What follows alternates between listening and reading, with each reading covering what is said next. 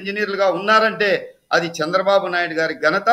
చంద్రబాబు నాయుడు గారు ఉన్నటువంటి side track అవుతుంది. మళ్ళీ ఒకటి చంద్రబాబు నాయుడు గారు మంచి పనులు చేసి ఉండొచ్చు, రాజశేఖర రెడ్డి గారు మంచి పనులు చేసి ఉండొచ్చు, జగన్మోహన్ రెడ్డి గారు మంచి పనులు చేసి ఉండొచ్చు, కాదని మనం ఎవరు అనము.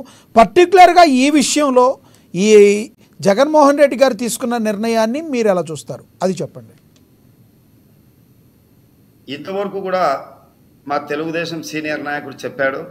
ఎందుకంటే మనం ఒక్కసారి రాజకీయాల్లోకి అడుగు పెట్టిన తర్వాత మనల్ని ప్రజలందరూ కూడా గమనిస్తుంటారు. మనం మాట్లాడే ప్రతి మాట కూడా విలువైనగా ఉండాలి. మనం ఇచ్చినటువంటి ఈ రాష్ట్ర ప్రజలకు వాగ్దానాలు ఇచ్చినటువంటివి నెరవేర్చాలి. అదేవిధంగా నీ కుటుంబంలో ఉన్నటువంటి నీ సొంత చెల్లికి ఇచ్చినటువంటి మాట నువ్వు నిలబెట్టుకోకపోతే మరి చాలాసార్లు మీరు మాట తప్పము మడమ తిప్పము అంటారు. ఇది కరెక్ట్ అయిన పద్ధత? మరి ఇది మాట తప్పడమా కాదా? అది మీరే ఒకసారి అర్థం చేసుకోండి. రైట్ ఆదినారాయణ గారు, మళ్ళీ వస్తాం మీ దగ్గరికి. మనతోటి సీనియర్ జర్నలిస్ట్ అక్షర్ సత్యం గారు ఉన్నారు ఫోన్లో, ఆయనతో మాట్లాడదాం. అక్షర్ సత్యం గారు, గుడ్ ఈవినింగ్ అండి. సార్ గుడ్ ఈవినింగ్ సార్, మీకు ప్యానెల్ ఉన్న పెద్దలందరూ కూడా నమస్కారం. Right sir, Saraswati power and industries వాటాల బదిలీకి సంబంధించి జగన్మోహన్ రెడ్డి గారు ఏదైతే వాటాల బదిలీకి నిరాకరించారు దానికి సంబంధించి ఆయన జగన్మోహన్ రెడ్డి గారు కోర్టుకు ఎక్కారు. సరస్వతి పవర్లో మెజారిటీ వాటా బదిలీలో 2019 ఆగస్టు 21న విజయమ్మ షర్మిలతో ఆయన ఒప్పందం చేసుకున్నారు, మీకు కూడా తెలుసు. అయితే ఇప్పుడు ఆ ఒప్పందాన్ని పక్కన పెట్టి బదిలీకి నిరాకరిస్తున్నారు. ఈ పిటిషన్ షర్మిలకు తనకు ద్రోహం చేసినట్లుగా కూడా, షర్మిలను చేయటగా కూడా పరోక్షంగా అభ్యర్థించారు. ఎలా చూడాలంటారు సార్? దాన్ని చెప్పే ముందు లక్ష్మణరావు గారు అడిగినట్లకి రెండాట్లు క్లారిఫికేషన్ ఇచ్చి దాంట్లోకి వెళ్తారు సార్. లక్ష్మణరావు గారు అన్నారు పవన్ కళ్యాణ్ గారు 4 పెళ్లిళ్ళు చేసుకున్నారు అన్నారు కదా.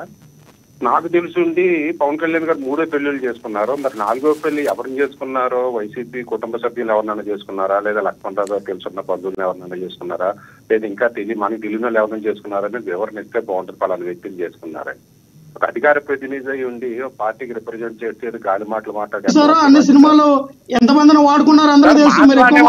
జగన్మోహన్ రెడ్డి ఎవరు వాడుకున్నాడో మీరే పక్కన మాట్లాడతారండి. పవన్ కళ్యాణ్ గారు ఎంతమంది జీవితాలు నాశనం చేశారో తీసుకోండి, నన్ను మీరు మాట్లాడండి.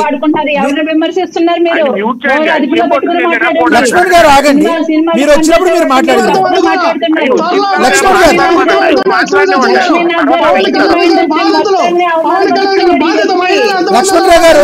లక్ష్మణరావు గారు మీరు మాట్లాడండి, మీ టైంలో మీరు మాట్లాడండి. అక్షర్ సత్యం గారు టైం కదా ఇది అని మాట్లాడండి. మీరు మీ అభిప్రాయం చెప్పారు కదా, కంక్లూడ్ చేసేటప్పుడు మీరు మాట్లాడండి. ఇద్దరు ఒకసారి మాట్లాడితే ఎవరికి ఏం అర్థం కాదు. ప్లీజ్ అక్షర్ సత్యం గారు మీరు చెప్పండి.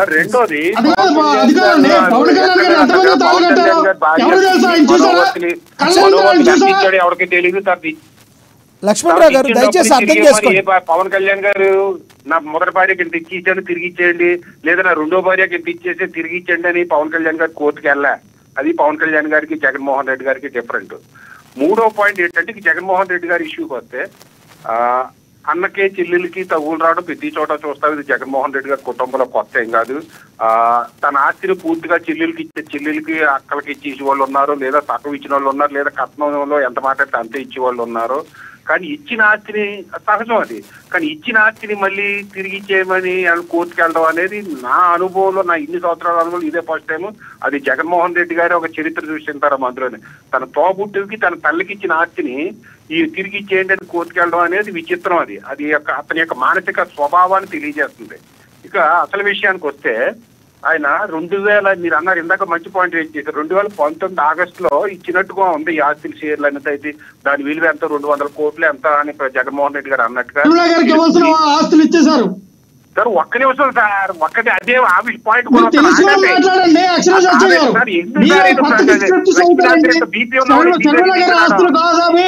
లక్ష్మణరావు గారు ఒక్క నిమిషం మీరే కంక్లూడ్ చేయండి.